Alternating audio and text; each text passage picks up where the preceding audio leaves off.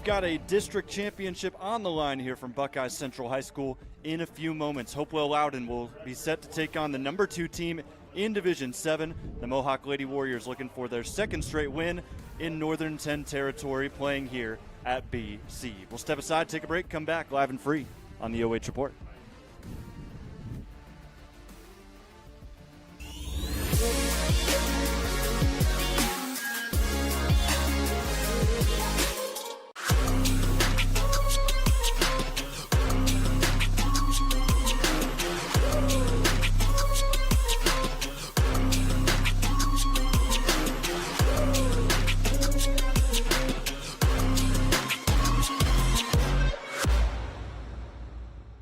For over 12 years, you've trusted Scout Construction for quality building and remodeling.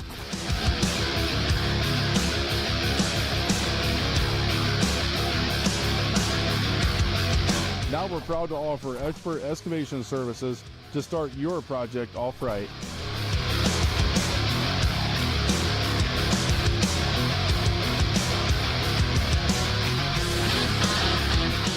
You've seen what we build, now see the way we dig. Experience the Scout Construction difference.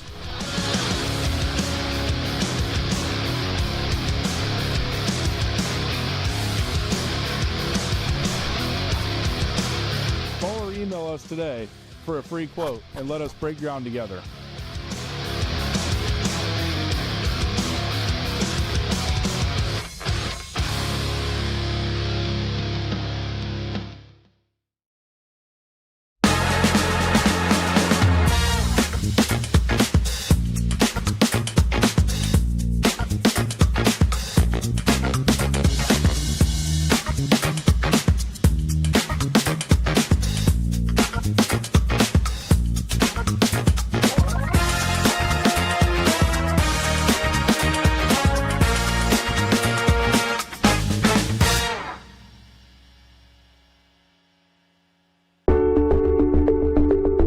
At Avita Home Health and Hospice, our caring professionals are ready to serve you with personally tailored services designed to meet the unique needs of each individual. When we take on a patient at Avita Home Health and Hospice, they really do feel like family. So when we take care of our family, we want to take care of the whole person. So we take care of them from our nurses, our aides, our physical, occupational, and speech therapists, but we also have people that tend to their hearts. So we have social workers, we have chaplains, and people that can help with the emotional side of their care. At Avita Home Health and Hospice, we have a dedicated team that takes care of you. Caring for the whole person is our promise to you. From social and emotional well-being to the way the patient relates to their loved ones, we treat your family like our family.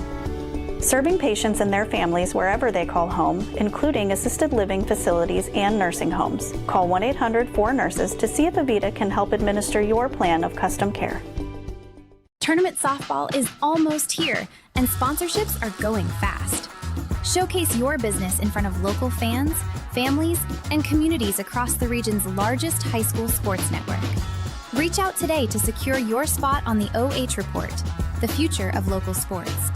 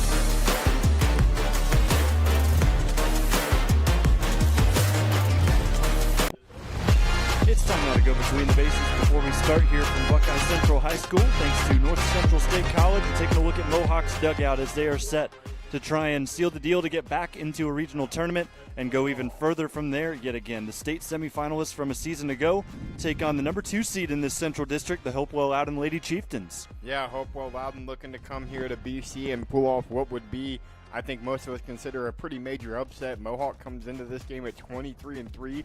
Hopewell-Loudon's 13-13. They're 500 on the year. It's going to be an interesting one today, to say the least. We'll start out looking at the Hopewell-Loudon Lady Chieftains and what they need to do to try and seal the deal here today. 13-13 record. They lost their last game. It was a makeup in conference that they were able to play 2 days ago. They lost 10-11, but that Arcadia win is what got them here. 14-2 in 5 innings. Yeah, and they really took care of Arcadia in every way they could. But the thing about it is, you're running into a Mohawk team tonight that they're not going to give up 14 runs. You're going to have to play good defensively, and you're going to have to win a pretty close, like 2-3, 3-2 ball game if you're going to have a shot. And now let's take a look at the player spotlight as well for Hopewell-Loudon as Aubrey Gottfried for Mohawk warms up in the circle. So it's going to be the key today pitching-wise on the other side for Velasquez, who's going to start in the circle, but also she's got a great bat. 457 average, 11 home runs leads the team. Yeah, she leads the team in average, and she's going to have to be dominant on both sides, in the box and on the rubber in the circle. She's going to have to do everything right. She's been great on the bump as well. 3-2, 23 appearances. She's got 122 Ks to only 33 walks. Huge shout out to Clouse Construction, your sponsor today of the scoreboard, your design build general contractor. Proud supporters of the Mohawk Lady Warriors, who are about to pitch. Going up against Hopewell-Loudon, number 1 team in this district, number 2 team in the entire state in Division 7.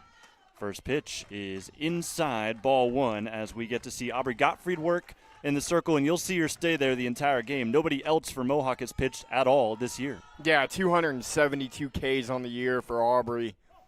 And that's just going to miss inside. She'll fall 2-0 to the leadoff batter for the Chieftains. And this is a big batter for both teams. Godfrey wants to get out rolling early. Hopewell-Loudon wants that leadoff runner on so they can do some damage.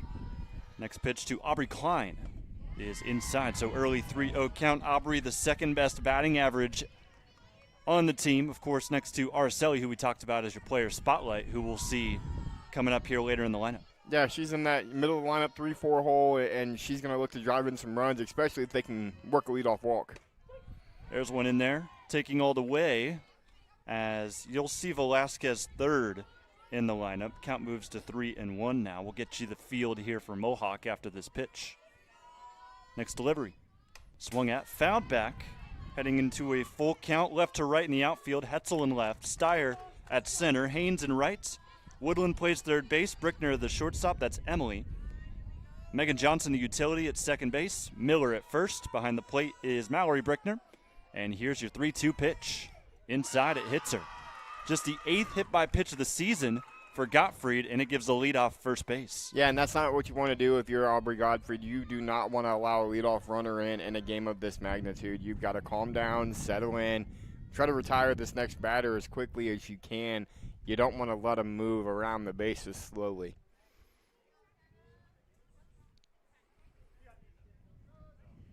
So runner on first here, and it looks like an early time called from Mohawk. So Aubrey slippery talking softball. Ball said it was tacky. Interesting. So umpire going to take a look. So brief timeout here as we'll see next hitter in the order coming up. This is Kenna Holcomb, 3 for 3 against Arcadia in the district semi. It's one of the stars of the show, and there were plenty of stars in the show. Yep. Of course, putting 14 runs on the board, but she had a double, an RBI, 2 runs scored. Well, and here's the thing, the Madison Lady Rams, who we've covered their last 2 games, are the story of this, Cinderella run, as we'll call it. Hopewell-Loudon comes in at 13-13, but come tournament time, that means absolutely nothing. Records are out the window. Anybody can beat anybody. So they're still figuring out the tackiness on the ball. Should get a rosin bag out there. Yeah, so Gottfried going to take some time here before we get going again, and I'll get you the entire lineup here for Hopewell-Loudon. Of course, you saw Klein reach as the leadoff. Holcomb bats second. Velasquez bats third. You've got Mallory Rowe in the cleanup spot. And then Madison Holcomb will bat fifth. Clag bats 6th, Lust 7th, Crow 8th, and Aaron Daniel bats 9th. This bunt's fouled back. Yeah, foul straight back to the screen. That's something you got to be able to push. She didn't really try to make an adjustment to the ball there on the bunt attempt.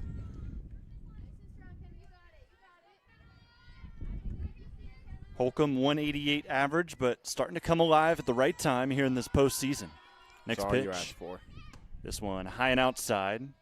And Hopewell-Loudon, like many teams that get this far, are going to be active on the base paths. And also they're going to try and move runners along with some sacrifice bunts. Yep. And that's already what you're seeing.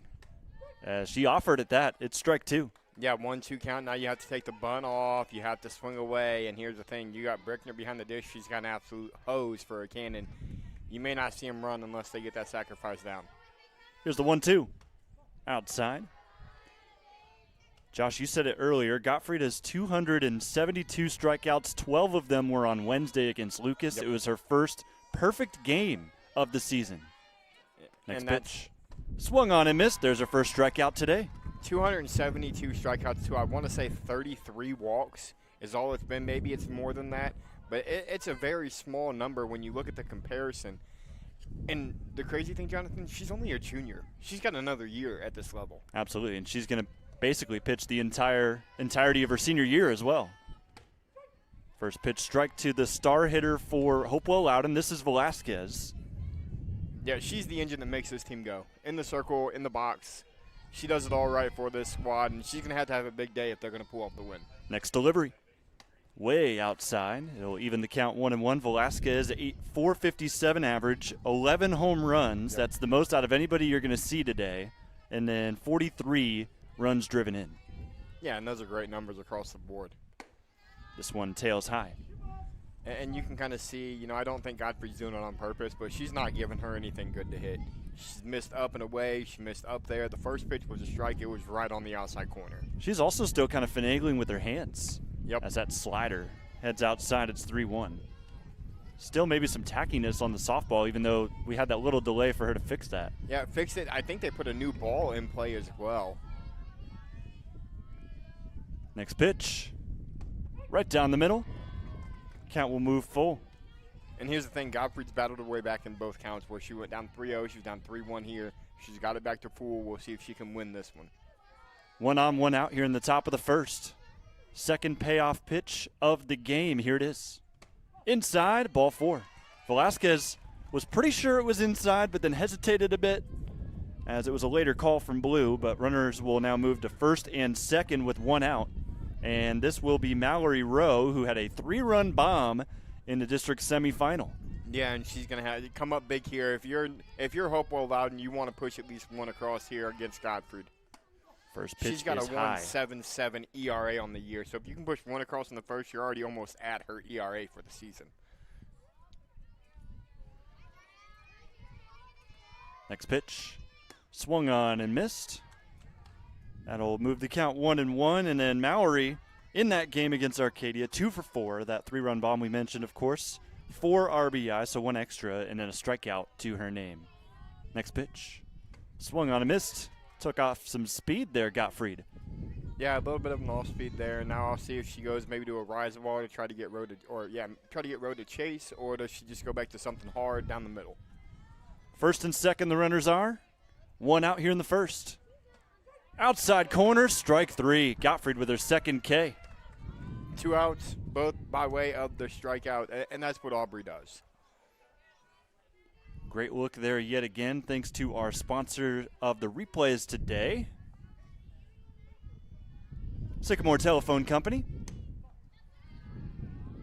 First pitch to the next batter will be up and away for ball 1. 2 outs, 2-1.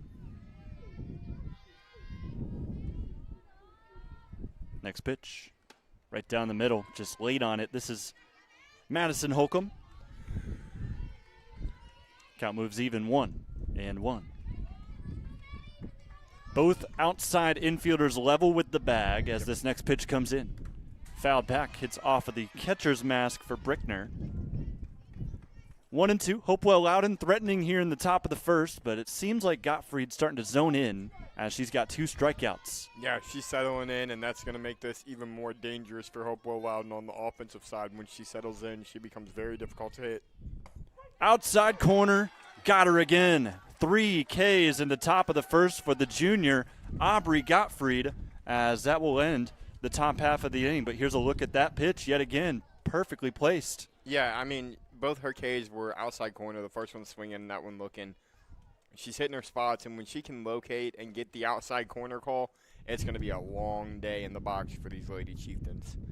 And as Mohawk heads into the dugout, they'll be ready to bat here in a moment. We'll talk about them as a team here as we head to the bottom of the first, brought to you by North Central State College. We see that this team is 23-3, 13-1 in the Northern 10. They're outright champs of the league for the 3rd consecutive season, and they're looking to get right back to where they were last year in a state semifinal. Yeah, I mean, and let's talk about the Northern 10. I was talking with Buckeye Central head coach Todd Messmer a little bit before we came live. It might have been the best conference in the area for softball this year. Upper Sandusky just got beat by a super talented Lake Flyers team. Wynford just got knocked out by Margaretta. All of these teams from the N10 were playing in district championship games. Connor Crawford and Ada play in a restart on Monday.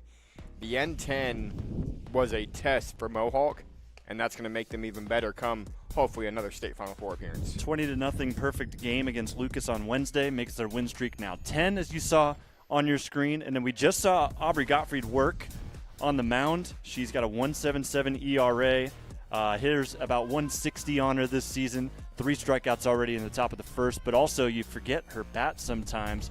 Yesterday, or 2 days ago, against Lucas, it was actually 3 days ago, but 2 for 3 with 4 RBI and a run scored for Aubrey. Yeah, she does it all. She's the actual triple threat on the softball field. She's a great leader in the dugout as a junior. She's dominant in the circle, and she's very dangerous in the box.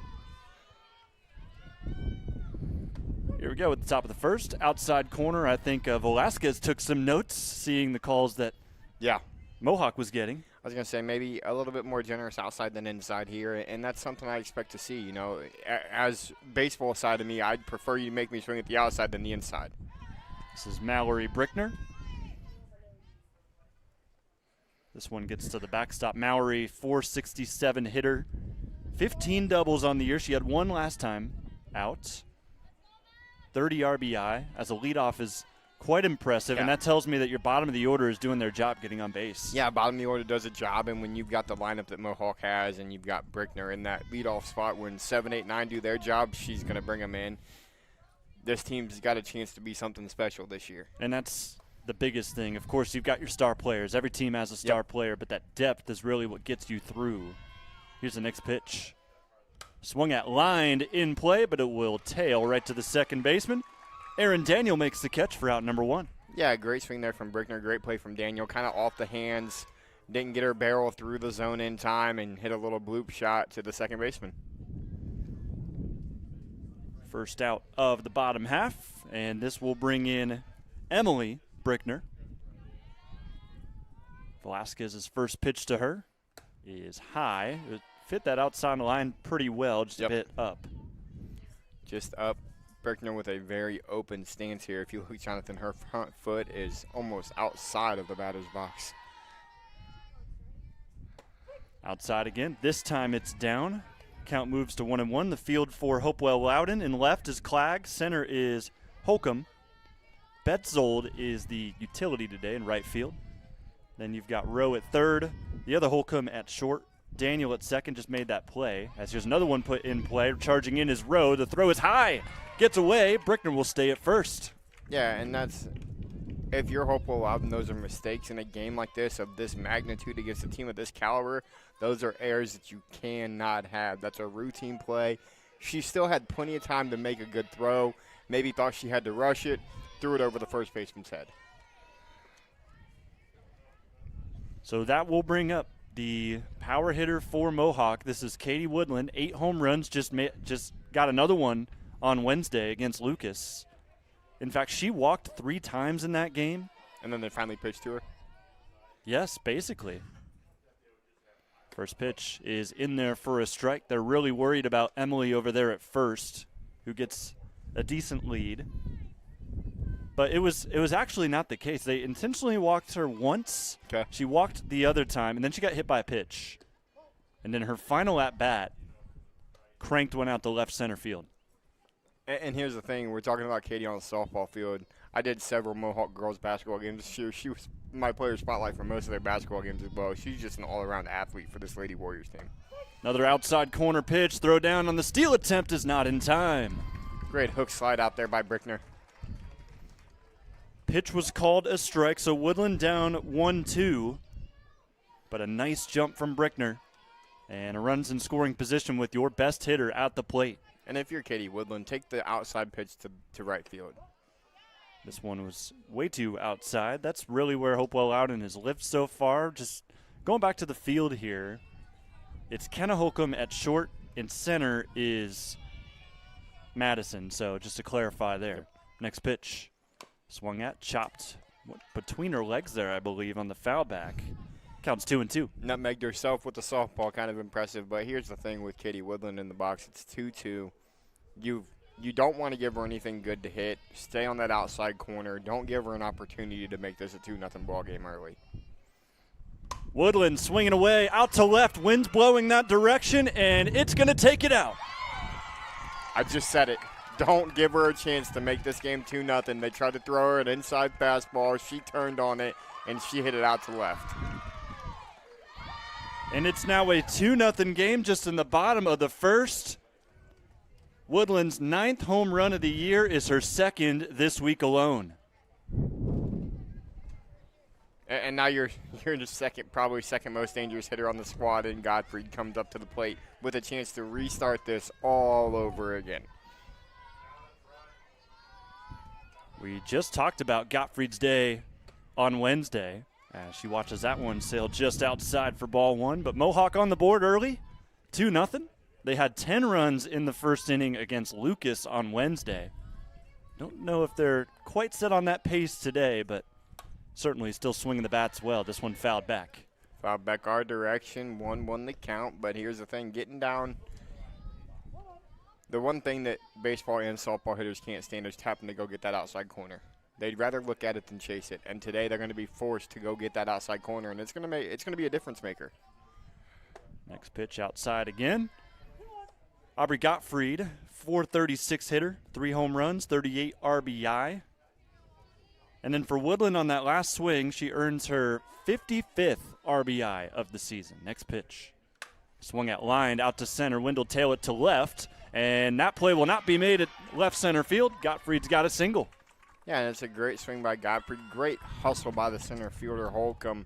Almost got a glove on it, wasn't able to get to it, and now the Mohawk lineup's starting to turn a little bit. And we just said their leadoff batter's got almost 50 RBIs.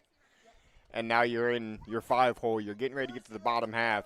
We'll see if the bottom half can continue to replicate what they've been doing all year. So the single from Gottfried will earn herself first base. She'll head back to the bench, and a courtesy runner going to step in here, Sam Halbert. We'll run the bases at first, and we will see Blake Miller step up in the left-handed box. First lefty for Mohawk. First pitch to her is taken. Still sticking with that outside corner. It's called a strike here. And Blake against Lucas. How about an inside the Parker, Josh? Speed is speed, my friend, and speed kills, especially on a softball field. 60-foot bases, if you hit it 200 feet and get it to a fence, she offered at that 0-2. You hit it 200 feet to a 211-foot fence, you're probably going to get it in the Parker with Blake Miller's speed. 2 strikes on her early as she tried to square one down. Lady Chieftains in a bit of a hole. Next pitch. Swung on and missed, reached out of the zone. First strikeout for Araceli Velasquez. Yeah, Velasquez does a great job. Outside corner. And that's where you have to live in a game like this. That is out number 2.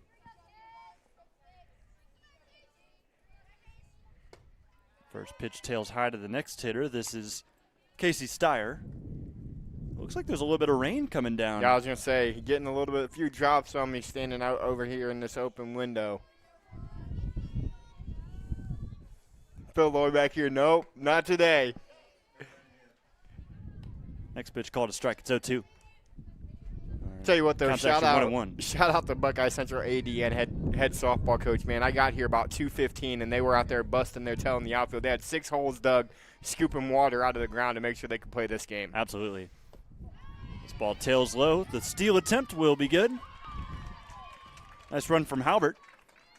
Puts a runner in scoring position with 2 gone here in the first. And now you're ahead in the count. You're up 2-1. It's a hitter's count now. You're looking for that middle pitch, whether it's fastball, changeup, and you're looking to take it the opposite way and get a double out of it. Next pitch. Swung on and missed. That'll move it to 2-2. Steyer this season, 356 on the year. 26 RBI. He's got an opportunity for another here. Steps back into the box. Velasquez delivers. Change up, got her to reach it up top as well. So 2 strikeouts for Araceli as that will end the first. But a 2-run shot from Katie Woodland breaks the tie early on in this one.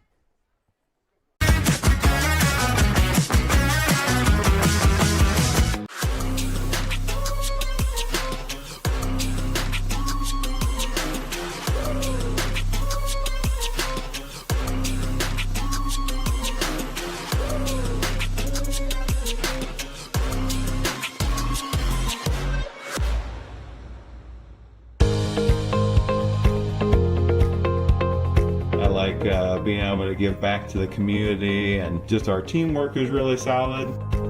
It makes it an incredible place to work because a lot of people enjoy what they're doing and want to help out. You get to learn every day. You get to meet very unique people. I get to interact with everyone from the clinical staff to the administrative staff. Everyone has something to offer. It's kind of like a million puzzle pieces coming together to make one large, beautiful piece.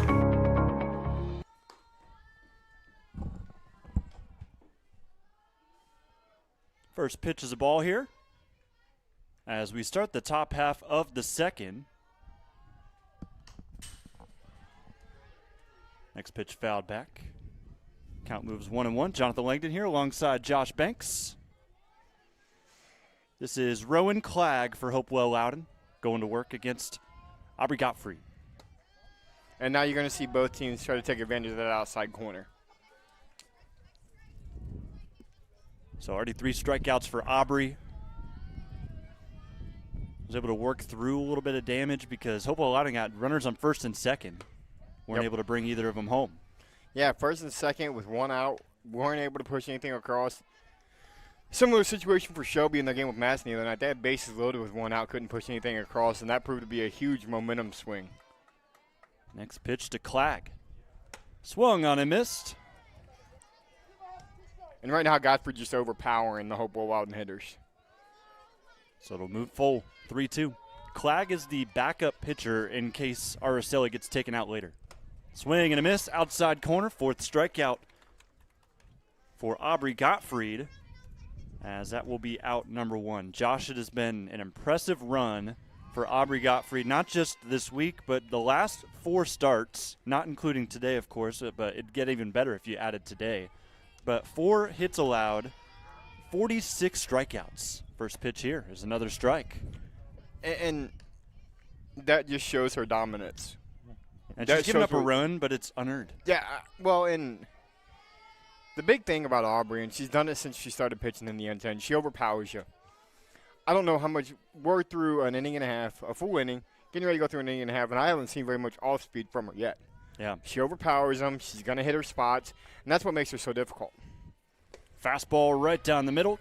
Retires Lust on 3 pitches. That'll make it out number 2. And then also in that last 4 start stretch, she has thrown under 100 pitches in each game. And in that Lucas game, can you guess how many pitches she threw? I want to say it was probably under 70. 59. Wow. That was in 5 innings of work. That's unheard of. That miss is just up, but even right now, she's 7 pitches through an inning with 2 strikeouts. This will be her 34th, so she's basically halfway done from what she did 3 days ago. This one fouled back. And again, we haven't seen them time her up yet. She's not going to change speeds until she sees that they can time up her heat. Counts even, 1-1. Yep, back to the outside corner. And she misses high. Yeah, tried to go to a rise ball there, tried to change eye levels. This is Celia Crow, 250 average, 6 RBI in the year. Went 1 for 2 with a walk against Arcadia. Just She's missed. up 3-1. Low. Just missed. Now again, hitters count though. You look for that middle pitch and you look to take it the other way. You're thinking walk or double.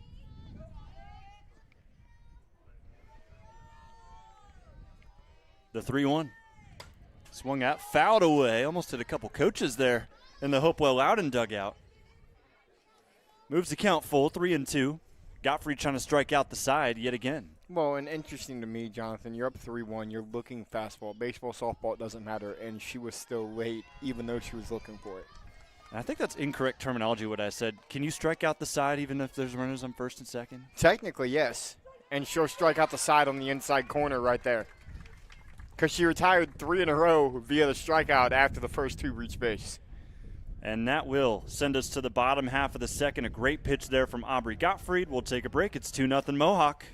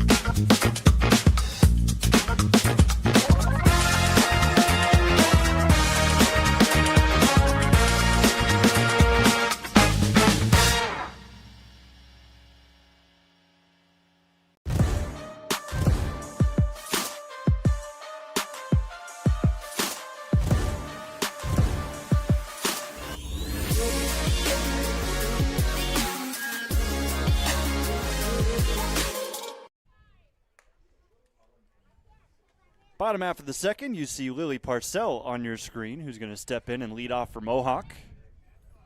Jonathon Langdon here alongside Josh Banks.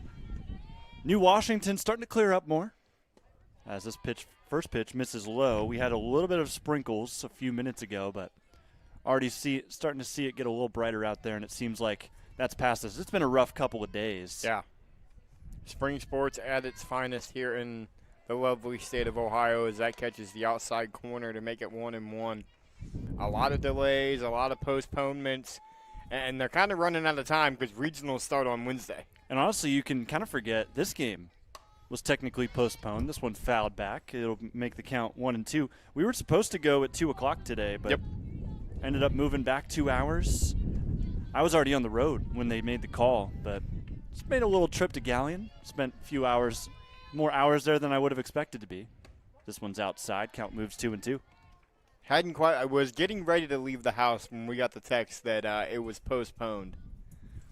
Probably for the best, though, because like I said, I got up here and they were still scooping water out of the outfield. So I don't think we would have played at 2 o'clock. Swing and a miss there. Steyer is retired. That's going to be the third strikeout for Araceli. And other than the 2-run homer by Katie Woodland, it's a pitcher's duel here through an inning and a half. Absolutely.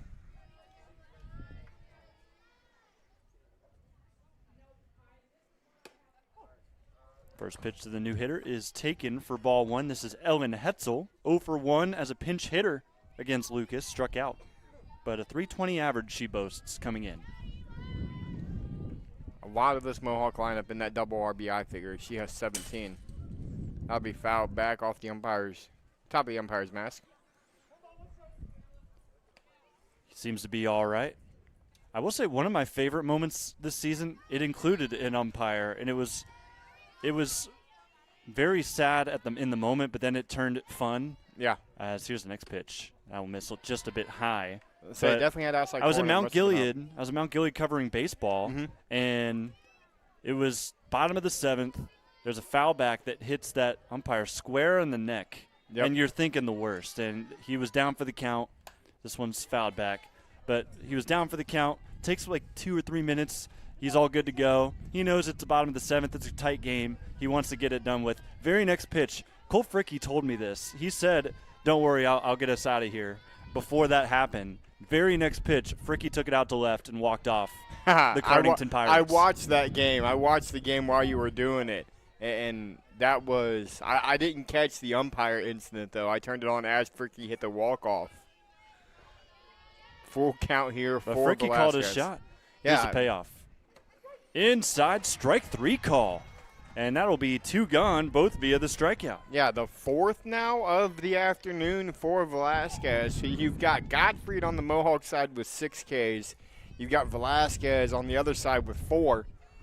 Only 1 out retired via the 9K. And that was on a pop-out to the second baseman. Another strike here to Mara Haynes, who is one of the most dangerous bats in the Northern 10. Yeah. But it's unique because she's one of those home runner strikeout hitters. Just a freshman. I was going to say, again, one of those names we called rather often on the OH report during volleyball and during basketball is Mara Haynes.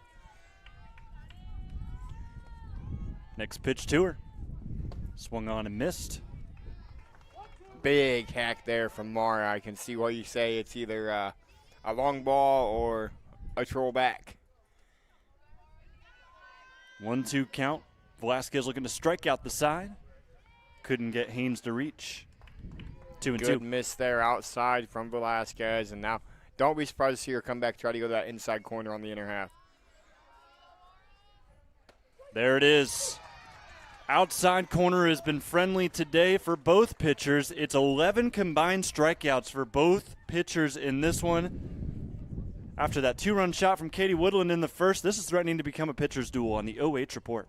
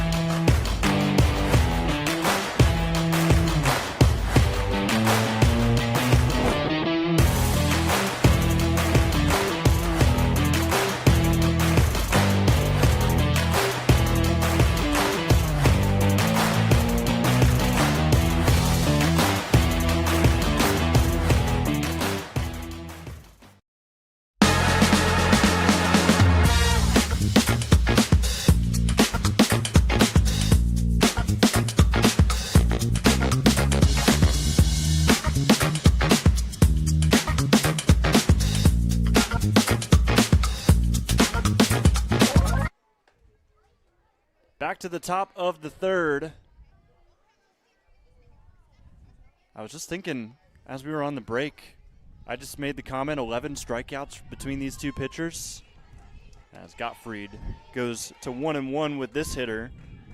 11 of the 12 outs have been on the putout, and the only ball in play was to Daniel, who's at the plate here, who made a catch at second base. Yeah, lead off by Brickner. Little blooper to second. Late swing on that one inside. And again, we're seeing it from both pitchers. No junk, nothing changing speeds. They're just throwing it by them. Back to the top of the order after this, the 1-2. Misses up and in with the rise ball. Lady Chieftains 13-13 on the season, 6-7 in the SBC. Final season in the SBC before they join these Mohawk Lady Warriors in the Northern 10 next year. Yep. Next pitch, high and outside. But quite honestly, with this zone, that was probably just high. Yeah, I was going to say, I think that was just up a little bit. I think it caught the outer half. So we will see yet another full count. Most of them have been with Gottfried. And that's she what wins she's it. done. Seems like she puts the pressure on herself, but I mean, it's Aubrey Gottfried, so Yeah. she can handle it. I mean, what pressure? Go down 3-2, go down 3-0 like she did the leadoff batter, get it back to 3-2 before you draw a walk. No big deal. So back to the top of the order, we'll see Aubrey Klein step in. She walked her first time up. Actually was hit by a pitch, and she is late on that fastball for strike one. But Josh, I want to hear your take. Hopewell-Loudon, Mohawk are about to be conference rivals. Yep. And of course, 6 other schools are going to join the Northern 10 as this one is swung on a missed low. What are your thoughts? I think it makes for a lot of long bus rides for these kids next year in the Northern 10. Football is being done very differently, to say the least, the way they're splitting football up. Volleyball is going to become very intriguing, adding the likes of Tiffin Calvert to an already loaded volleyball conference. It's going to make it a very challenging conference for the likes of Mohawk, Colonel Crawford, that are volleyball competitive. This one low, nearly hit Aubrey Klein. I think she was trying to appeal that it did.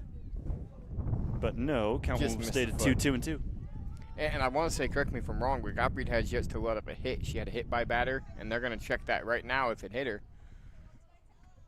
So they're going to meet here in the middle. It gives us more time for you to talk about the Northern 10, Josh. I know that this is your favorite conversation to have. The expansion, I think it's great for the conference. I think it's tough for the student athletes and for the athletic directors. You know, there's already bus problems now. Yeah. And now you're adding the likes of having to go from, say, Lucas all the way to Hopewell-Loudon, or from Lucas all the way to Tiffin Calvert. On a basketball night when games aren't getting done till 9 o'clock anyways, these kids aren't going to get back to 11:30, 12 o'clock at night and have to come to school the next day. Absolutely.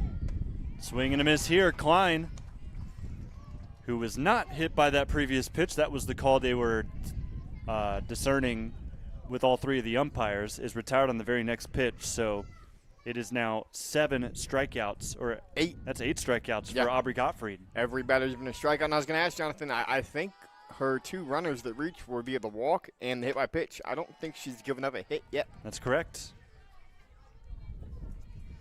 I mean, why not follow up a perfect game with a no-hitter through 3 innings? Absolutely. This is Kenna Holcomb. Holcomb takes. Ooh, I don't know how you take that. Yeah, I said that the other night at the last night actually at the Ada Colonel Crawford game I was covering. Some of these pitches they take are way too close. As a coach, it's like, that's way too close for comfort. That's something you got to go after. Of course, it's just 1 strike here, as this one's going to get to the backstop and move the count to 2-1. I mean, Kenna's kind of that, for Hopewell-Loudon at least, kind of that instrumental piece that you want to talk about, because it wasn't a great season at the plate, and she knows that with the average. But she has stepped up big time in these tournament games. Line shot. What a snag. Is taken in by Emily Brickner, and that is out number 3. The field finally got some work today. And what a play from Brickner. I mean, hey, we got to put a top play out there, and that might be it so far, Jonathan. So take a look at this as it darts over to shortstop. The catch made by Brickner. We'll step aside.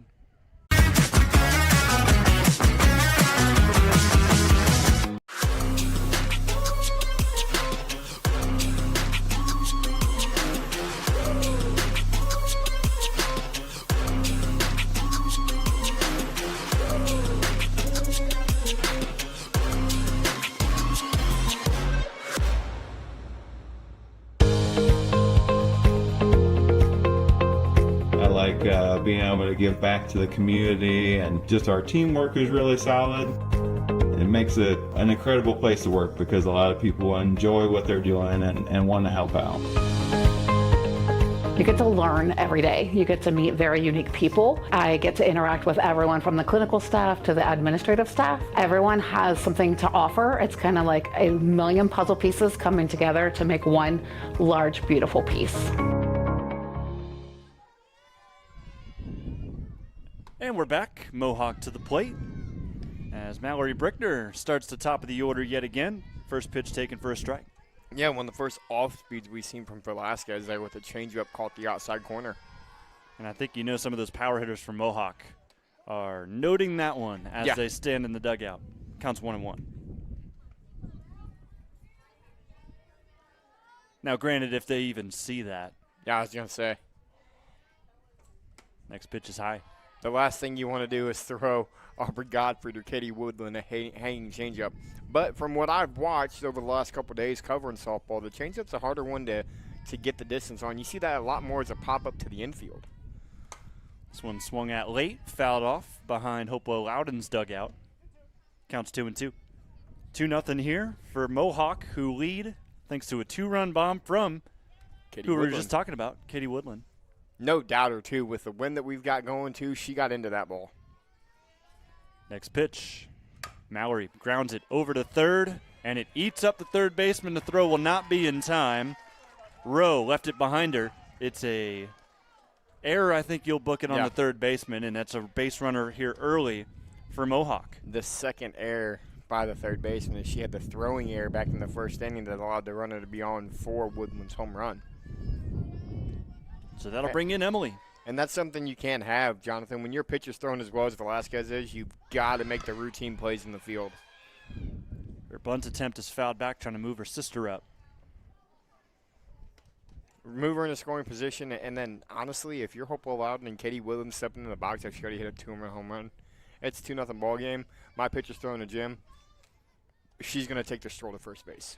Both Brickners in the play here. It's a good time to talk about some conference, district, state honors after this pitch. As this one bunted down the first baseline and trying to beat it out. She might beat it. She does. And the runner moving around to third. Mallory's in, and Emily's going to move to second. Look at the Brickner sisses. What a bunt from Emily. Perfectly played. And then the heads-up base running by Mallory to go first to third on a bunt. And now you can't really walk her because you don't want to load the bases for Godfried. But do you throw her anything close to the zone is the question. I mean, you got that open bag. If you really want to, intentionally walk and see what you can do with Gottfried. As Katie takes outside. They're going to dance on the outside corner, that's for sure. Well, and the Hopewell-Loudon coach said it best to her batters the last half inning. You can't get around an outside pitch. You got to take it that way. Take that out, put that down that right field line, and it's a double and 2 runs are scoring. Count moves to 1-1, but league honors for Mohawk. Player of the year at the plate right now in the Northern 10, and then you've got 2 first-teamers at second and third in Emily and Mallory. You can see why. Next pitch. Swung at, taken towards right. It'll be foul. Count moves to 1-2. This is where she was in the first at-bat right before she launched one out to left. Yeah, she was 1-2. I think it was 1-2, might have been 2-2. Brickner with their 9th home run in the first. See what you can do here. Nothing with that pitch. 2-2. Back to 2-2, and here's the thing. At 2-2, they don't have to come into the zone yet. You still have a ball to play with, but you expect it to maybe be a little bit closer to the zone to try to get you to chase. Here's pitch 52 for Velasquez. Reached out of the zone. Woodland will live to see another pitch. And that's exactly what you do with that outside corner.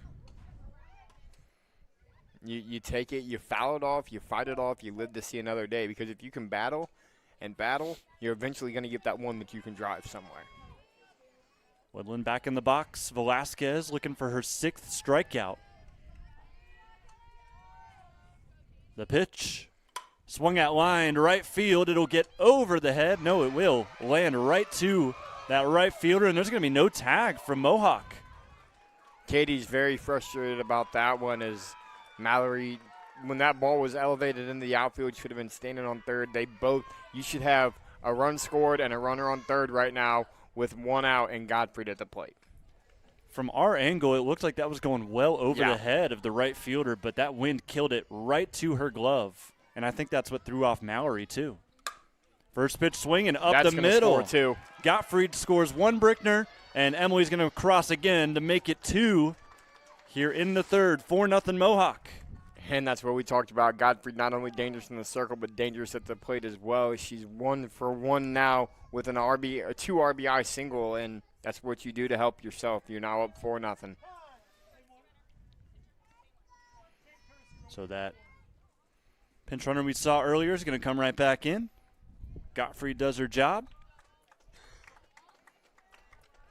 Didn't try to do anything special with it. Jonathan took it right back up the middle where nobody could field it. And with the Brickner girls on the bases, they've got so much speed. A base hit scores both of them anyways. Up comes Blake Miller. Swings at the first pitch. That was coming right at me. I'm glad there's a fence there. A high fence. Velasquez trying to settle back in. Got her first out with Woodland lining out to right. But outside of that, Mohawk is starting to figure things out. Second time through the lineup, that's normally what happens when you can time somebody up. Next pitch bunted right down the middle. Velasquez will scoop. The throw will be in time. Not by much, though.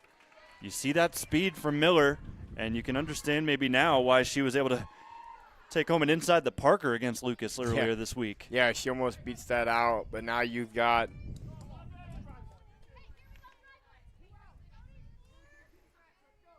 Steyer coming up, who again is another great bat in the lineup. There's not really a weak spot in this Mohawk lineup. Halbert at second. This one fouled back. Yeah, one got the umpire. Yeah, a little stinky leg behind the plate as he tries to walk it off. You heard the grunt when it hit him. I've been in that position. I prefer it up here now. He's good to go. That's a trooper behind the plate. Next pitch from Velasquez. Swung on and missed. Steyer. Down 0-2. Walked twice against Lucas. Struck out twice. Or no, scored 2 runs. That's what I had there. It's a funny looking R that I wrote. Next pitch. Outside. Counts 1-2. Still got Halbert at second. Looking to try and maybe stack on one more here in the bottom of the third. They've scored 2 in this inning on a 2 RBI single up the middle by Aubrey Gottfried. And her courtesy runner stands at second right now. Next pitch, the 1-2. Outside. The way Gottfried's thrown in the circle, though, 4 is more than enough for her to go the rest of this game and finish it off. You'd love to get 3, 4 more, maybe get out of here early if you're Mohawk. Steyer takes in the turf. That'll move the count full, 3-2. Velasquez at one point through had 41 pitches at the start of the third, 41 pitches, 26 strikes. And you see difference here, 62 pitches, 39 strikes as we sit now. Here's the payoff pitch. Down the middle, but low. What a spot, what a take by Steyer. That did not miss by much. Now, if Steyer wasn't standing on first base right now, and that was any other count on 2 strikes, I think she'd get some funny looks from Coach taking that one. Absolutely. But she earns herself a spot on the bases.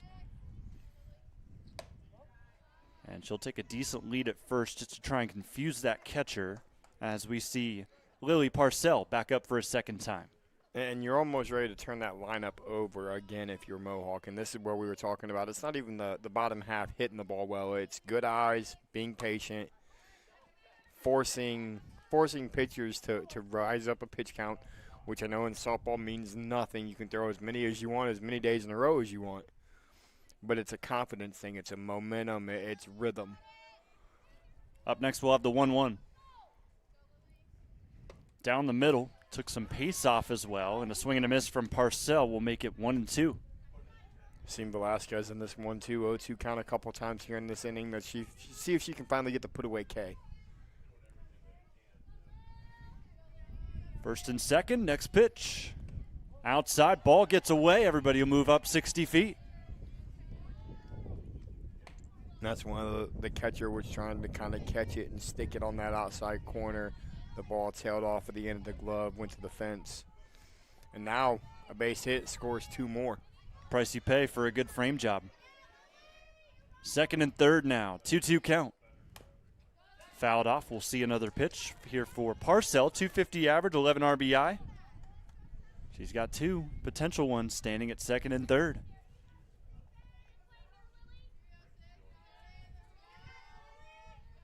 Parcell trying to stack on the insurance. Next pitch. Changeup ripped down the third base line. Yeah, she was all over that one.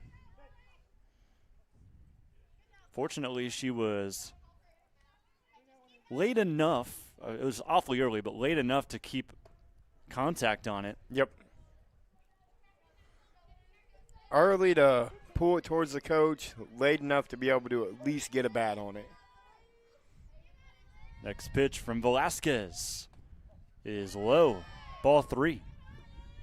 I mean, those leads over there at second from Steyer are massive. She's basically 2/3 of the way to third base. Yeah, she's almost 2 steps away from third, and that's what I said. A ball in play scores 2. This one golfed foul to left. But, I mean, she can do that because you see those middle infielders, they're not covering second at all. No, they're not rotating back over there, and it's kind of like a pass ball. She's guaranteed third. It's a big lead for a good reason. Another 3-2. Fouled back. We'll see another pitch. Great battle here from Lily Parcell.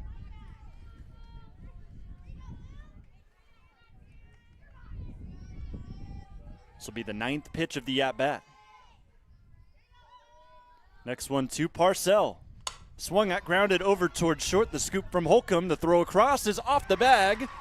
And that runner at third is stranded at the moment. The throw back will be not in time. Couldn't get the tag across. And now runner advances to second, and she will be out. Tried to swim move. Didn't lift the right hand to get the left hand in.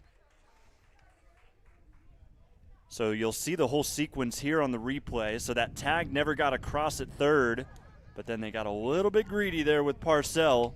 And off of the shot there, she was thrown out at second. So that'll take us to another break.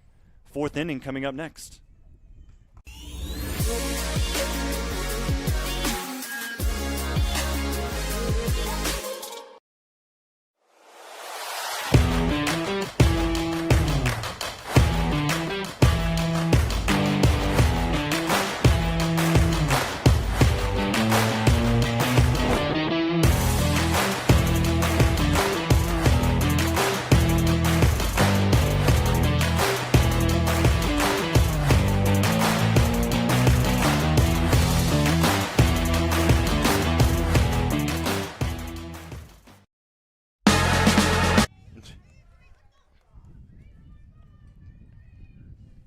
Reached the 4th inning here from Buckeye Central High School. First pitch from Gottfried way outside. We've seen a couple of those from her. Yep.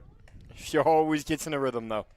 Every time she'll come out, she'll go down 2-0, 1-0. She finds a rhythm to battle back. 9 strikeouts so far for Gottfried. Got 8, actually. The last out there in the last inning that she was on the circle. Line drive to short, that's right. Yep. Our potential top play. Forgot about that. Mano y mano as Velasquez swings and misses. 1-2. This is the big matchup. Yeah, it's kind of the matchup I think everybody was looking forward to in this contest. Velasquez with 11 homers this year. Takes low. Very impressive take.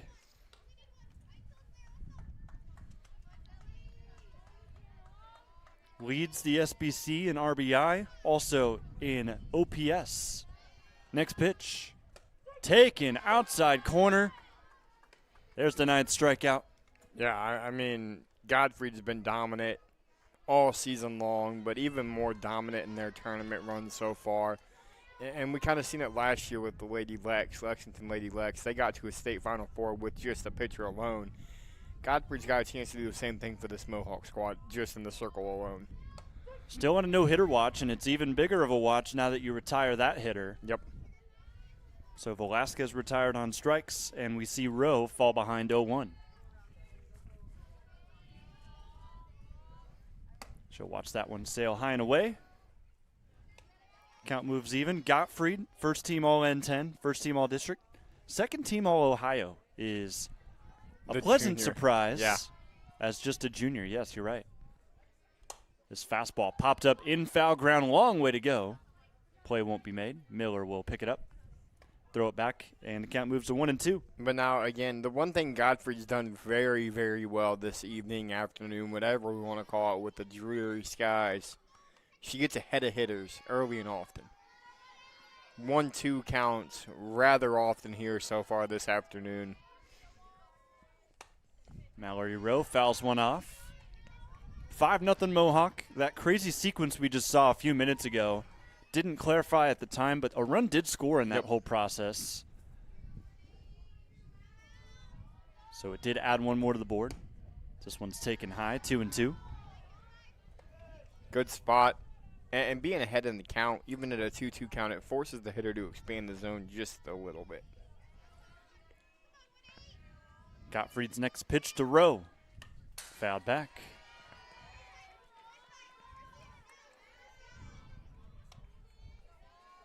On deck is Maddie Holcomb.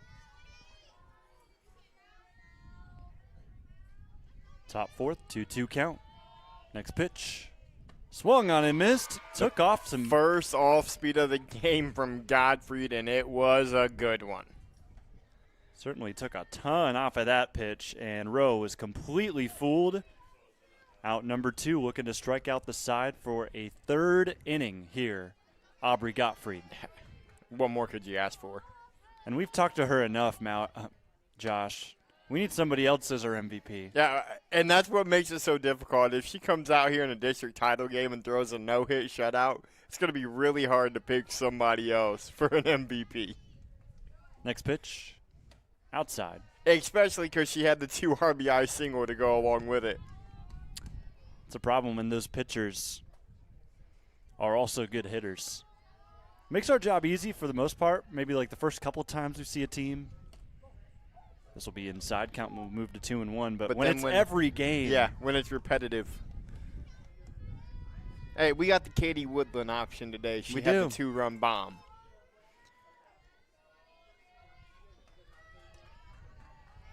Here's 2-1. Low and inside. Maddie Holcomb, 0 for 2 against Arcadia with a hit by pitch. Scored 2 runs. She reached on an error as well. And she also has a chance to reach on yet another walk here in a hitter's count. Yeah, 3-1 again, looking for walk or double. Instead, swings and misses, and we are full again. And this has been a battle that has mostly been won today by the pitcher. Yeah, on both sides. Yet another payoff. Fouled straight back to us. Holcomb challenges that time. This is a pivotal point in the order because you want to see your bottom of the order excel. Yes. And bringing them up in the next inning with no life in the top could be crucial. Next pitch swung on and missed. Gottfried strikes out the side. Again. It is her 11th strikeout through 4. Do the math. That's all but 1 put out to the name of Aubrey Gottfried. We'll step aside, take a break, come back with your bottom half of the 4th.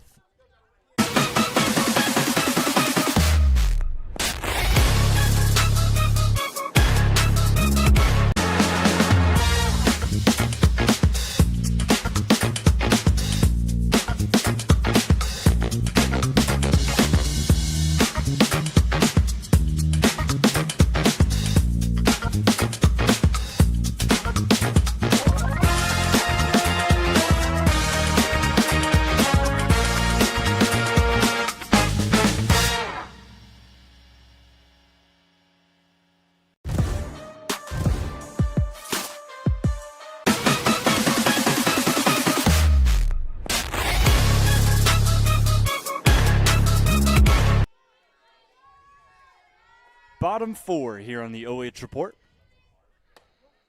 First pitch is outside to Ellen Hetzel. Huge shout out to Buckeye Central's AD, softball coach, all chipping in and really working today because it's a mess. Yeah, it is. And I don't think I'm being mean saying that.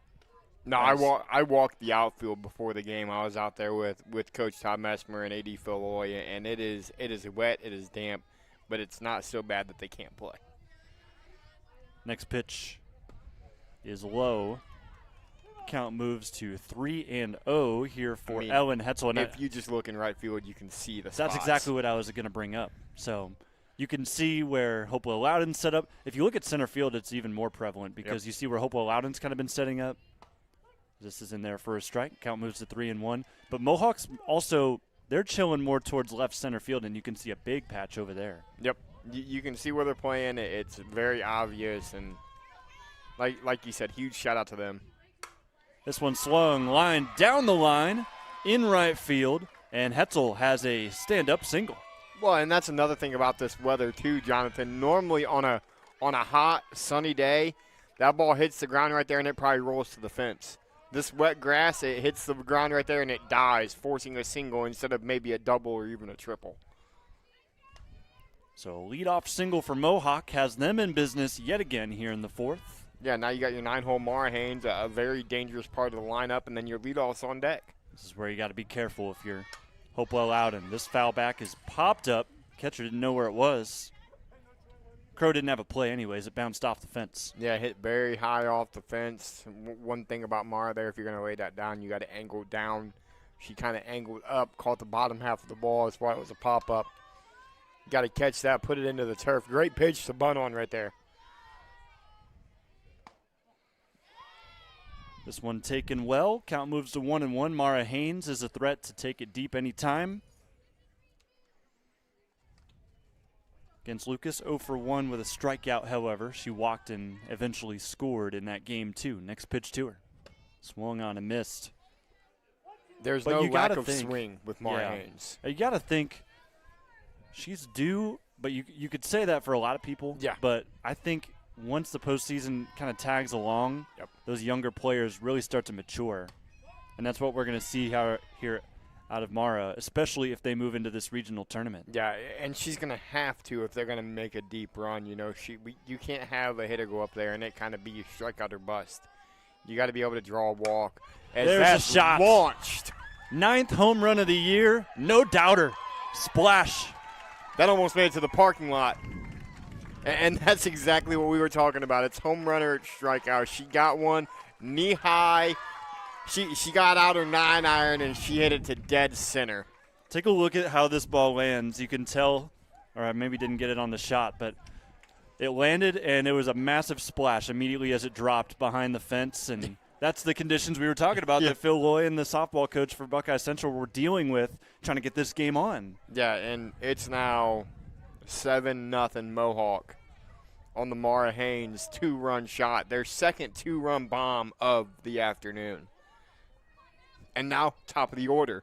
That's where that turn happens. Nobody out top of the order.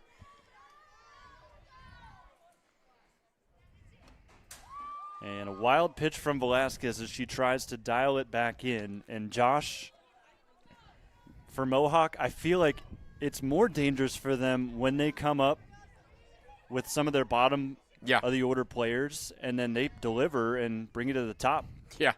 Pretty much rejuvenated. This one will get past the second baseman. There'll be no play at first. Yeah, and that's what makes them so dangerous. That's what makes them, you know, a tough team to get by in this tournament, is when your bottom half can produce and put runs on the board or put base runners on to let your top half come up and do what they've done all year, you're going to be a very, very tough out. That is the 40th home run of the season for these Mohawk Lady Warriors. They've got 2 today. First pitch misses here to Emily Brickner, who takes to get ahead in the count. 38 home runs coming into today as a team broke their 2021 record. For most in the season, it was 27. So they are smashing that record here this year. Next pitch fouled back. And that Mohawk 2021 team was special. A special year. Yeah. In its own right. But we're in district tournaments, and they are 11, now 13 home runs over that total they had in 2021. Yep. So much power on this group. Next pitch. D5, outside. right? Yeah, Mallory's going to take off for second and easily slide in with a steal. Pitch was called a ball. It'll move to 2-1. Sorry, I missed what you said there, Josh. This is D5, right? D7. D7. That's why I couldn't find them. Next pitch. Inside, jam the hitter. Brickman will try to hustle it out. The throw She over, will. not in time, and Mallory's going to move to third. And she's going to go to second. Now you got second and third again. One of the underrated aspects of a good team versus a great team. Yep. A great team knows the situation. And I even queued the replay up too early, but yeah, Emily moves up to second on that throw over to third.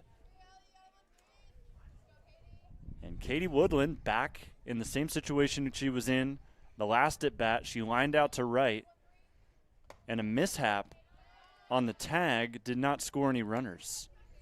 Now I will tell you this.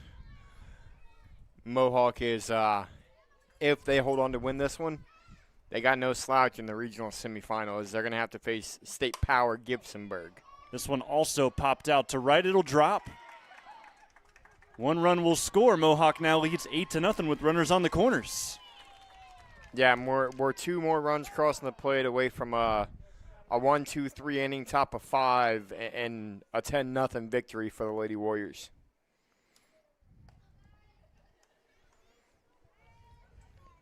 And the lady of the hour, it seems, is going to step in here, Aubrey Gottfried, with runners on the corners in an 8-0 game with nobody out. Yeah, you expect to see Woodland take second on the first pitch here, and then Gottfried to do what she did in her last AB, which is just take something back where it came from, take it the way she's supposed to. She was taken all the way because she knew Katie was taking off for second. And now a base hit again, a ground ball up the middle or a fly ball to the outfield. Anything hit is likely scoring 2 more runs and making this game 10-0. Lady Warriors are 2 runs and 3 outs away from another district title. Next pitch, lined up towards right, charging in. No play will be made. Another run will score. Score the run. Woodland hustles around third, and she scores as well. It's a double for Gottfried. And it's 10-0 Mohawk. How about a single, a double, and 4 RBIs for Aubrey Gottfried to go along with 11 strikeouts and no hits allowed in the circle. I mean, this team is on a whole nother level here in this district, and you can see why they've run through this district multiple times in these last couple of seasons. I mean, that hustle I saw out of Woodland rounding third, yeah, that tells you everything you need to know. Yeah, it's hard, it's effort, and here's the big thing about any sport in general, Jonathan. You were a basketball guy growing up, and it's any sport you play at the high school level. And a coach will preach this. We can teach you how to play a sport. We can teach you any position in the sport. But if you don't have attitude and effort, we can't do anything. And you're seeing the effort out of these Lady Warriors. And like I said, when their bats are hot like this and you've got the N10 Player of the Year in the circle, watch out. And you're about to see a new pitcher step in. We're going to take a break, come back, and tell you all about this new pitcher for Hopewell-Loudon on the OH Report.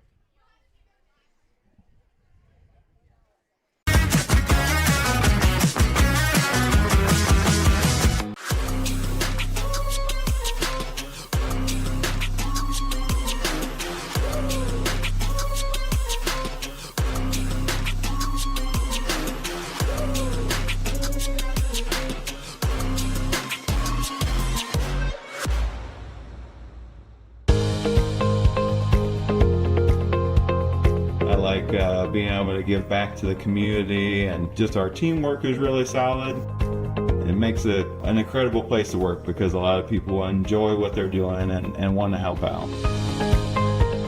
You get to learn every day. You get to meet very unique people. I get to interact with everyone from the clinical staff to the administrative staff. Everyone has something to offer. It's kind of like a million puzzle pieces coming together to make one large, beautiful piece. Back just in time. As Blake you see Miller the new takes pitcher. ball 1. Yep, this is Rowan Clegg, 13th appearance of the season.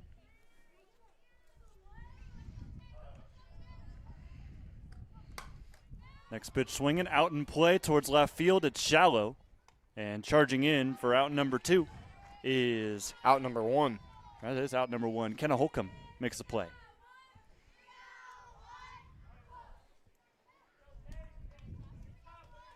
So field change, of course, with this pitching change. Clegg was in left, would have made that play. But that's now Kenna Holcomb. Velasquez she moves from now short to left, yeah. I was getting there, Josh. Dang.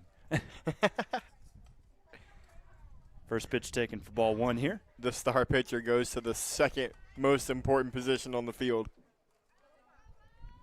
This is Casey Steyer at the dish. Swings, pops it up. That'll be foul. Counts 1-1. And a great job here by Clegg to come in and kind of hopefully negate some of the damage, get out of the inning, maybe without allowing any runs to cross after 3 more have come across here in this inning. Casey today 0 for 1. Takes that down the third base line. Good scoop. The throw over will retire the hitter, but the runner advances to third on the throw. 2 down. Great job there by the third baseman to make the play. She's kind of struggled on the couple opportunities that she had. She fielded that one, made a clean throw. Confidence booster there for Hopewell-Loudon, even in the midst of the chaos. So Rowe throws over to Klein for the out. It's the 5-3. Halbert, the courtesy runner, reaches third, and she'll reach the home plate here on a wild pitch that will make it 11-zip. And now you just gave Godfrey a run to work with. And it clears the bases as well. So 2 outs, nobody on. And the writing on the wall. This one taken out to the left field pole, and it will tail foul. Fair ball, that might have had a shot. It was going to be awfully close. Pretty much hit it. Right into that corner. Yeah, 211 feet. Next pitch. Good delivery there from Clag. Great location. A little bit of an off speed there from Clag. Caught Steyer off guard for sure. Outside the wild pitch, she's doing her job. This could be 3 straight outs. This one early on the swing for Lily Parcell. Fouls it away. Count stays 1-2.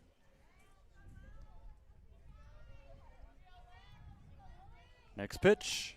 Change up again. Popped up behind home plate. Where did that even land? Left side over by the Mohawk stands. Wind must have really taken that thing. I thought it was going right for our camera guy, Brandon.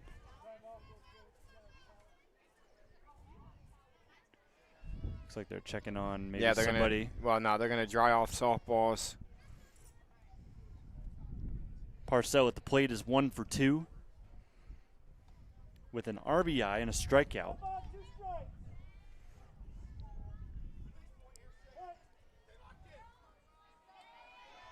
Parcell back in the box to pitch. Change up again, ripped foul, and we're going to need some more softballs. We've been stuck at 1-2 for some time now. Stuck at 1-2 for some time now.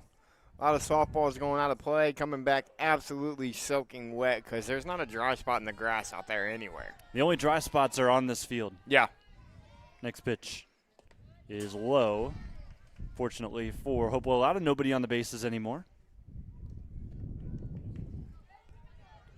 It is, if you're noticing on the camera here on our stream, it is getting bright. The heavens are starting to open. Yes, they are finally starting. We're starting to see a little bit of sunshine here. Another foul, 2-2. Parcell doing a great job battling here.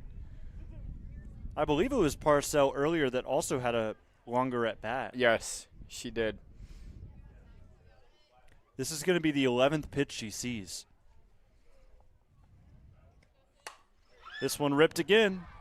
Guess Another where? foul ball out of play. Foul.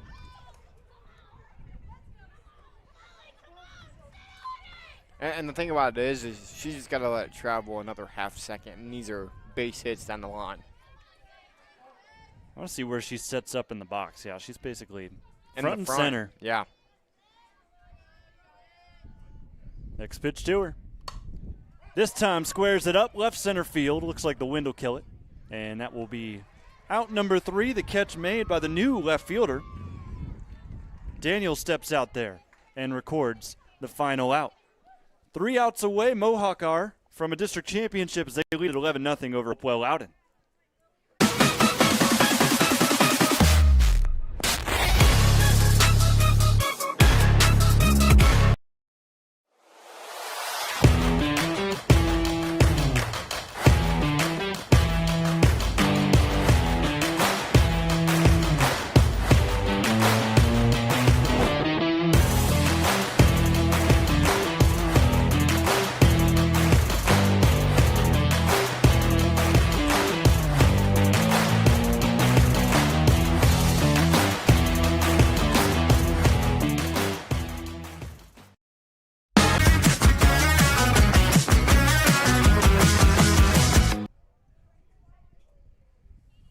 Three more outs here for the Mohawk Lady Warriors, and they will stick, of course, with Aubrey Gottfried. Delivers a inside first pitch to the new pitcher for Hopewell-Loudon. This is Rowan Clag, who'll get another go. She's 0 for 1. Big opportunity here for Gottfried again. You know, we kind of talked about it in the district semifinal against Lucas. She throws a perfect game. I'm looking for a no-hitter here in the district final game.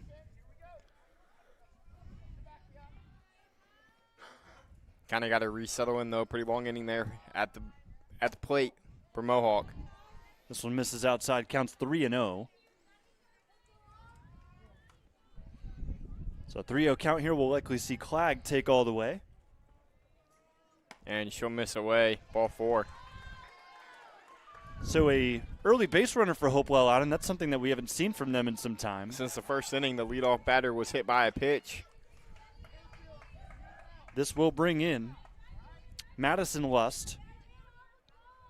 Lust also one of the power hitters for Hopewell-Loudon. She has not been able to figure out Gottfried, of course. He was struck out in 3 pitches her first time up. Nobody's been able to figure out Gottfried here this afternoon. No shame in that at all. That's none. Next pitch, swung on and missed. She had a 2-run home run against Arcadia as this count moves even 1-1. Well, and that just shows you how good this Aubrey Gottfried is. This Hopewell-Loudon team is not a slouch. They scored 14 runs in their district semifinal game. Like, they're here for a reason. Count moves to 1-2. Nobody out. Runner on first. But Lust, you could see the power. Yeah. She swings the bat hard. Yeah, she makes contact. It's going to go. Fastball lined. And maybe that was a bit of a jinx there. Easy catch at second. That'll be out number 1. That's Megan Johnson playing in the field today. Here's the thing, though. If you're Hopewell-Loudon, it's nice to see a ball get put in play. It's only the second one they put in play this afternoon. It's been to both of those middle infielders. First pitch strike right down the middle. This is Celia Crow.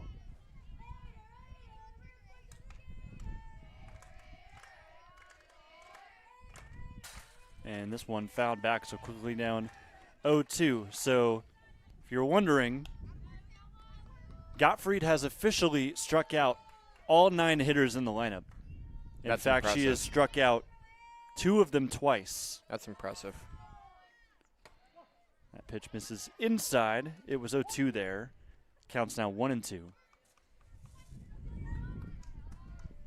This is the 8 hitter in the lineup for the Lady Chieftains.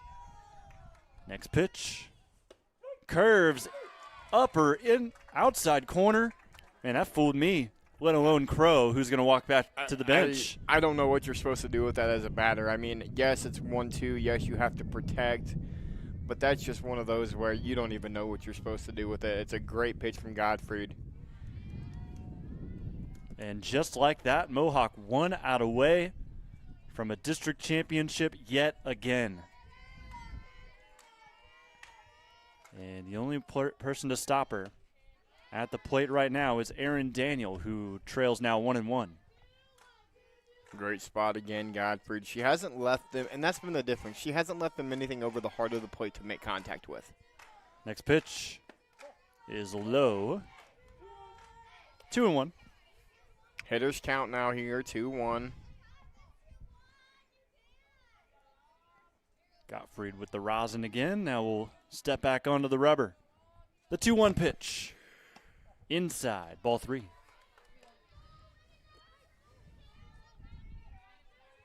You've still got Clag at first. She led off with a walk, or led off with a walk. Yeah, it was a walk, correct? Yep, a walk. Swing and a miss from Daniel. Gottfried still yet to allow a hit. It makes sense here for Gottfried to finish it off on a full count. Finish off on a full count. We'll see what she does. 1 pitch away from their 24th win of the season. That'll be ball 4. Runners at first and second now. Eerily similar to inning number 1, Jonathan. First and second, 2 walks. And now you got the top of the lineup up for Hopewell-Loudon.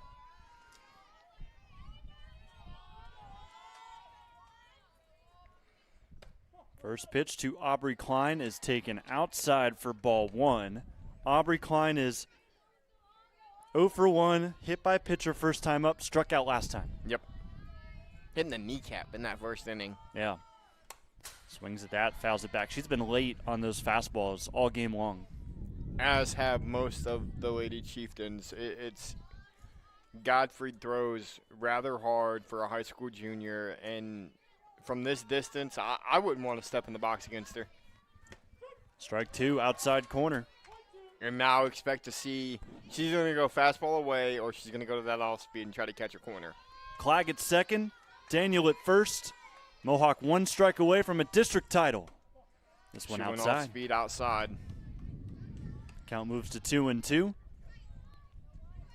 They don't want to walk the bases loaded, though. I'll tell you that right now. You don't want to give life. Nearly got Klein to swing, and that would have ended it. Count's now full again. Godfrey threatening to load the bases on walks. She'll settle back in on the rubber. Lady Warriors with the pitch. Swung on, popped up left field. Hetzel going back on it. She'll make the catch.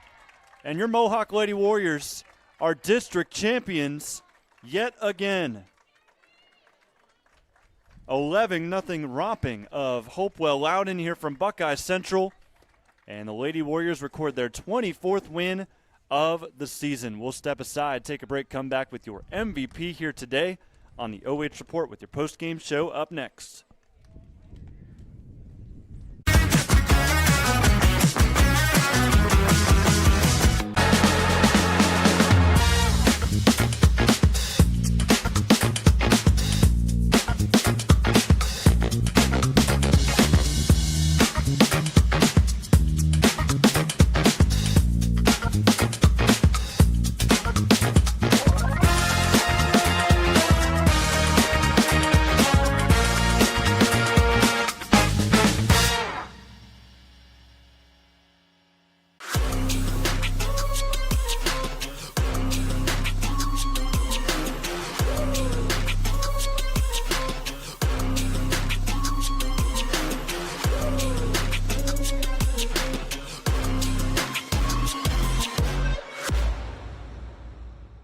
For over 12 years, you've trusted Scout Construction for quality building and remodeling.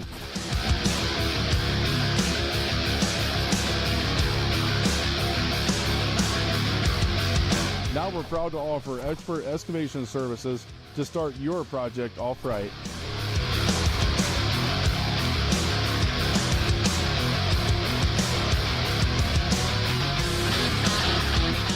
You've seen what we build, now see the way we dig. Experience the Scout Construction difference.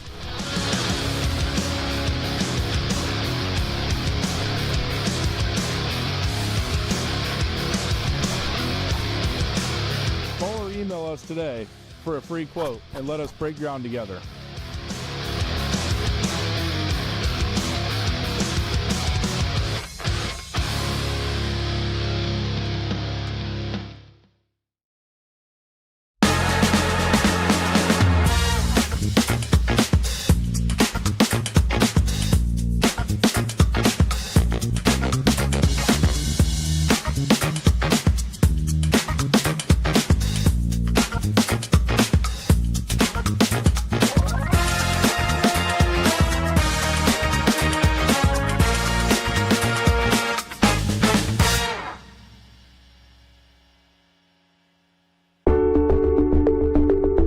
At Avita Home Health and Hospice, our caring professionals are ready to serve you with personally tailored services designed to meet the unique needs of each individual.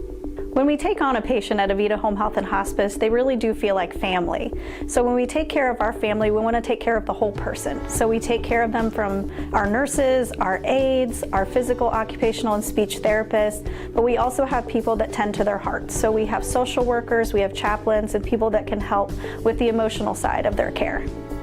At Avita Home Health and Hospice, we have a dedicated team that takes care of you. Caring for the whole person is our promise to you. From social and emotional well-being to the way the patient relates to their loved ones, we treat your family like our family.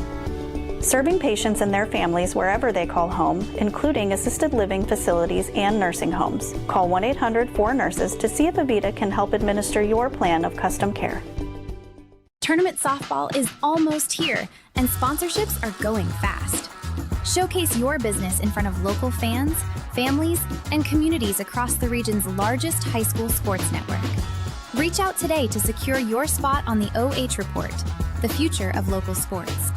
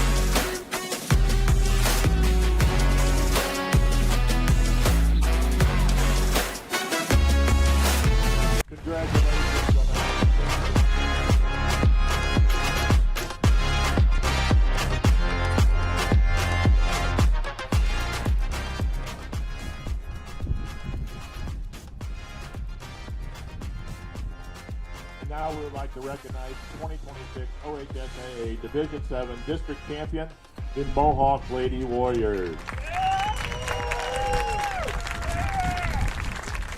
Presenting the awards this afternoon will be Assistant Athletic Director Mike Haynes. When your name is called, please come forward to receive your individual medallion. Bryn Kennedy.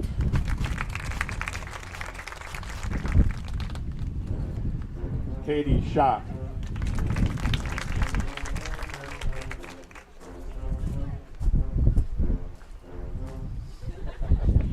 Roxanne Keogh.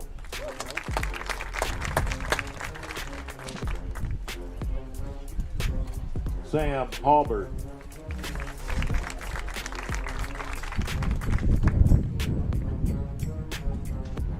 Sam Schock.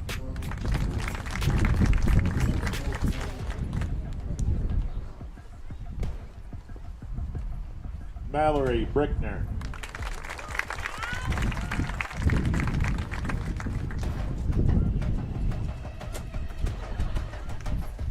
Emily Brickner.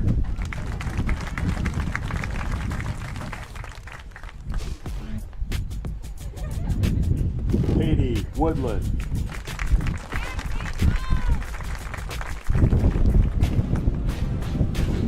Aubrey Godfrey.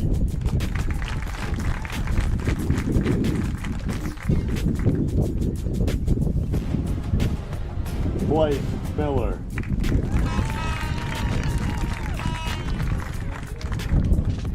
Casey Steyer.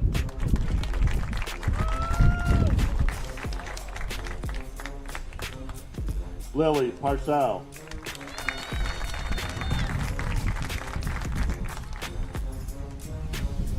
Elin Petzel.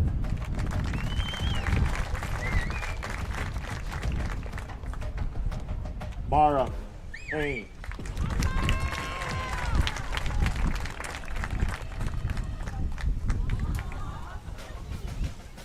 Megan Johnson.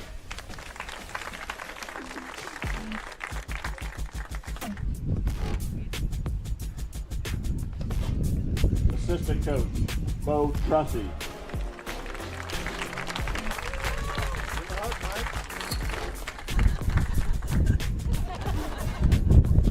Assistant coach, Miranda Walton.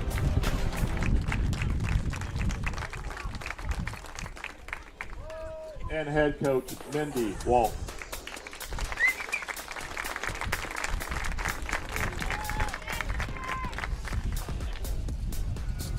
And now would head coach Mindy Walton and the Lady Warriors seniors and or captains please come forward to receive your trophy.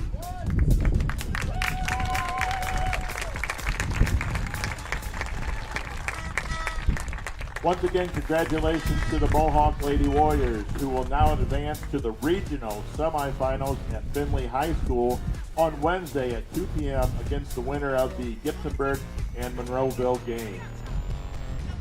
On behalf of the staff at Buckeye Central and the OHSAA, thank you for attending today's event.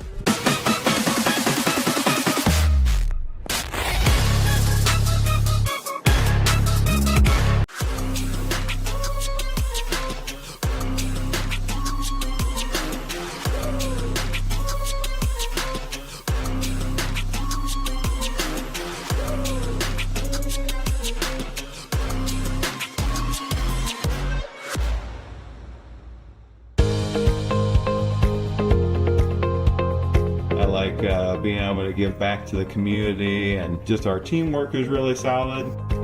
It makes it an incredible place to work because a lot of people enjoy what they're doing and want to help out.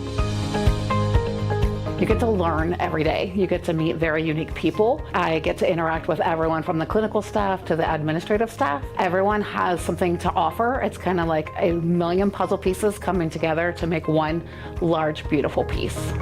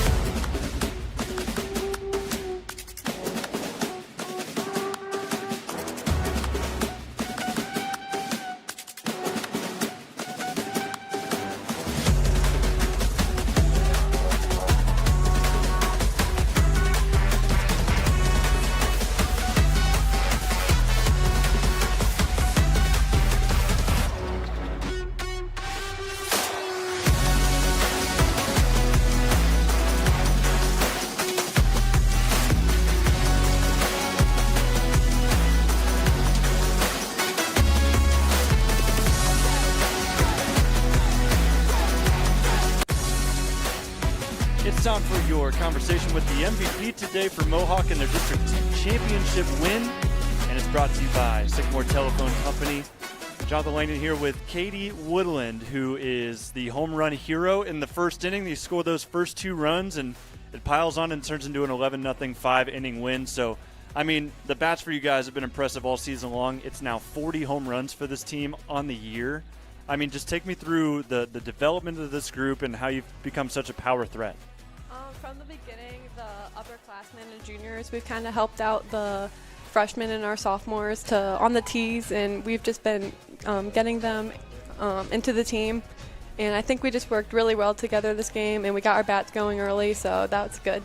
Your 9th home run this year puts you towards the top of the team for about a couple of innings until Mara went ahead and took a shot out as well. So you two, that 1-2 punch when it comes to the power. Of course, you just talked about the tees, but maybe kudos to her. What has it been like just specifically for her to step up her game along with you?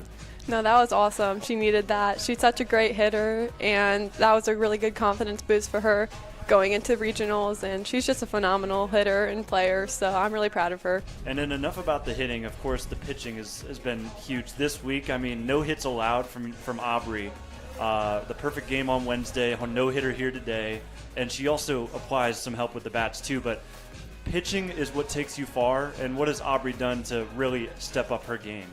Aubrey's such a good pitcher. She's so calm in the circle, and I guess today that ball was really tacky for her to start out with, but she found her groove, and she just did what she always does and really helped our team today. And you guys have been here, done that, of course, here for a district championship, but still a lot to be proud of and celebrations to be had. But moving along, I mean, it's going to be an intense week of practice, just getting ready for regional tournaments. What's the biggest thing, taking these 2 games into effect, what do you guys think you need to work on the most? I think we need to work on our hitting. We just need to keep hitting the ball, see the ball, know where our strike zone is, and protect the plate with 2 strikes. And then our defense, we still just need to keep tuning it. But I think we'll do pretty good if we just hit the ball and keep playing good D. Well, Katie, congrats to you again. I'll give you one final task. Just look in that camera, give any shout-outs you want. I want to shout out my mom and dad. My mom runs Game Changer for us, and my dad's always hitting in the cage with me after every game and after every practice. My teammates, my fantastic 4 juniors, my coaches, and my hitting trainer, Royce. All right, Katie Woodland, 2 for 3, 2-run homer in the first, 3 total RBI for you against Hopewell-Loudon. Congratulations. Thank you.